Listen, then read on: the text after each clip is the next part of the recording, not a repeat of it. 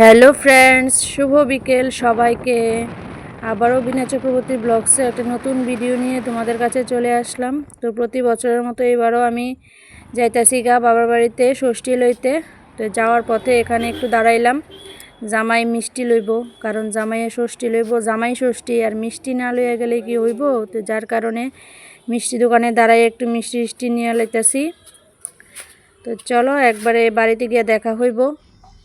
তো এই যে দেখো, আমরা তো গেছিলাম রবিবারে, আর শনিবার দিনেই মা ঘরটত বসাইয়া পূজা কইরা সব কিছু রেডি কইরা লাইছিল। ভাবছিল আমরা শনিবারে যাবো, তো শনিবার দিন তো যাওয়া হয়েছে না, আমরা গেছি রবিবার দিন। তো রবিবারেই লইয়া লইলাম ষষ্ঠী। তো এদিকে আমি আর আমার হাজব্যান্ড বসে পড়লাম মায়ের কাছ থেকে ষষ্ঠী লইতে। তো চলো ভিডিওটা দেখতে থাকো, আশা করি সবার খুব ভালো লাগবো।